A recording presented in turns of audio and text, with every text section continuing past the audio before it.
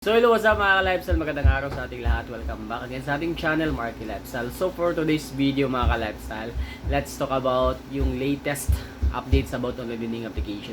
Yung latest na mga strategy ng mga online learning application agent. Aside of that, sisingit ko na rin yung nalaman ko about kay Home Credit. Pero bagong lahat mga ka-lifestyle, once again, if bago ka pa lang sa akin channel, napadaan ka lang, please do like, share, subscribe, and then pakihit na rin yung notification bell nang sa ganun notify po kayo sa susunod na mga interesting video na i-upload po natin. By the way, pasensya na po kayo sa background natin.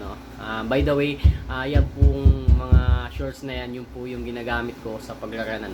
Subok na po talaga sa quality and then very affordable lang po siya. So, yan po talaga yung matagal ko nang ginagamit. So, napakaganda po ng quality. As I said, matagal po siyang mag-run, matagal po siyang masira. So, let's proceed sa main topic po natin. So, yun na nga mga ka-lifestyle. Meron ako nalaman na bagong strategy, bagong pananakot. Especially kay FT, FT lending. Basta FT, na online lending application. I know, most of you familiar sa online lending application na to, kasi nagiging matunog na rin to when it comes sa unfair debt collection. Medyo nanghaharas na daw, I'm not totally sure if tama ba yung mga nababasa ko na feedback against sa online lending application na to, pero I'm sure gaya ng ibang online lending application, ganun din yung kanilang sistema, bulok na sistema, So tatawagan po nila, sa pagbabantaan po nila yung kanilang mga kliyente, sasabihin nila na pupuntahan mismo yung pinagtatrabahuan. Otherwise, pag hindi ka nagbayad, tatawagan yung mismo yung employer mo. So ganun talaga, and I think hindi na po yan bago. And then wala pa po ako napatunayan so far na mismo yung may-ari mismo na kumpanya. Halimbawa, nagtatrabaho ka sa DepEd, sino yung tatawagan mo diyan? Sino yung may-ari niyan? Malamang principal, superintendent yung tatawagan. So far naman wala pa akong nabalitaan, wala pa akong nalaman, wala pa akong napanood na yun na nga, nagbigay ng statement yung superintendent, or let's say kung mga higher position sa DepEd, wala naman. So hanggang pagbabanta lang po yan. Then kung pulis ka naman, nagtatrabaho ka, yung hepe nyo tatawagan, pupuntahan, wala pa po. Hindi po talaga legit yung mga ganyang klaseng pagbabanta. Huwag po kayo matakot. So yan ay ilan lang sa mga nababasa ko sa mga comment section ng mga videos ko, na ganun tatawagan yung mga employer, which is walang katotohanan, puro pagbabanta lang, So wag kayong matakot sa mga ganyan. And then ito pa, isisingit ko na rin si Home Credit, baka lifestyle. Alam niyo ba si Home Credit isa sa mga new strategy niya, sasabihin niya especially yung mga field collector na nagpupunta sa bahay ng kanilang mga kliyente na hindi na nakakabayad, sasabihin po, especially pag yung utang mo is product loan, pupuntahan ka, and then sasabihin yung halimbawa Samsung, Apple, kaya daw nilang i-deactivate, or let's say tawag doon, hindi na magpa-function yung cellphone mo, tatawagan daw nila yung mismong may-ari, or yung basta ganun yung mga bagong strategy ng mga home credit collectors, So alam ko napaka-imposibleng mangyari yan ng ganyang klaseng ganyang klaseng pananakot, but at the end of the day mga ka-lifestyle, like what I've said, nasa sa inyo yan if maniniwala kayo sa kanila or hindi. Basta ako sinishare ko sa inyo yung katotohanan na malabong mangyari, yung mga pinagsasabing pagbabanta whatsoever ng mga agent, or field collector, So again mga ka-lifestyle, sa lahat po ng mga may problema sa online lending application, na especially magjuju na bukas or sa makalawa, or totally hindi na nakakabayad, huwag kayong masyadong takot, huwag kayong masyadong mag-isip ng kung ano-ano. Pwede nyo balikan yan anytime. Like what I've said, lagi kong sinasabi sa inyo, yung mga online lending application na yan, pwede nyo balikan yan anytime pag meron na kayong pera. Nandiyan lang yung mga account na yan, huwag kayong matakot sa mga napapanood yung ibang nagbablog dyan, especially yung mga lawyer no, sa TikTok. Marami akong nababasa, marami akong napapanood na kumbaga dina-down lalo yung mga biktima ng online lending application. Hindi man lamang nila isipin or bakit nagawa yun ng collector, bakit nagawa yun ng borrowers, ano. So uh, marami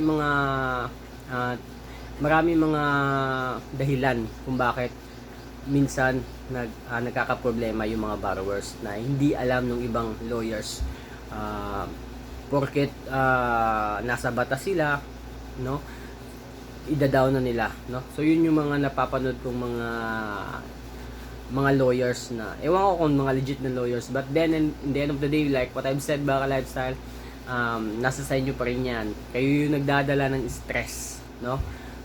I-free nyo lang yan, let go lang, walang hanggang dyan lang yan. Lahat ng mga nababasa nyo mga masasakit na salita or pagbabanta or threat, no, mapa-email man or messenger or Facebook, hanggang dyan lang po yan, ano.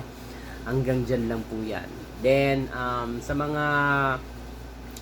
yung mga online lending application na wala na sa SEC, wala na sa Play Store, check nyo na maayos, or let's say na-raid na or pinapatigil yung operation, huwag nyo nang bayaran yan, mga ka-lifestyle, ano, kasi walang papupuntahan yung perang ibabayad nyo. Mawi-waste lang, no. So again, lahat ng mga online lending application na raid, na shutdown na, or pinapatigil na yung operation, no, wag niyo nang bayaran yan. Ganun lang kasimple. Wag niyo nang kumbaga, wag niyo nang bigyan ng dahilan, or wag na kayo magpaka-stress, no, sa mga ganyang klaseng mga online lending application, ano. Meaning kasi pag shutdown na, pinapatigil yung operation, wala na talaga, no? Wala na kayo, yung perang malamang yung perang ibabayad nyo, gaya nga nasabi ko, mapupunta lang yan sa wala, mapupunta lang yan sa mga agent, mga ka-lifestyle, ano? So napakaraming mga online lending application ng medyo nawala na sa Play Store and then sa Apple Store, no? Pero marami rin mga link nagsilabasan, ano. Then iisa lang po yung mga online lending application na yan, iisa lang din yung may-ari, connected lang po sila sa yung mga online lending application na mga link, meron pong connection yan sa mga online lending application na nakikita nyo sa Play Store and then nakikita nyo sa Apple Store, no.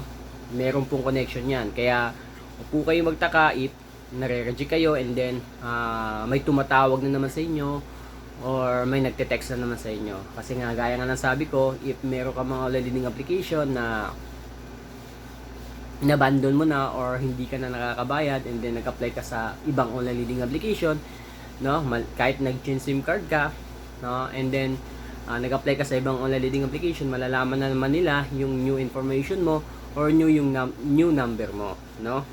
Malalaman na naman nila yan kasi connected po sila. Again, kumbaga, yung ibang online lending application, nagtutulong-tulungan na yan, ano, para masupil daw nila yung mga Ola farmers. But then, mga ka-lifestyle, ano, matalino man daw ang matching, may isan din, ano. So, ganun yung mga thinking ng Pilipino, ano. So, again, karamihan ng online lending application, Chinese yung may-ari. So, business minded po talaga pag sinabing Chinese, pero not all ganitong establishment or business is merong permit, no, sa government, no.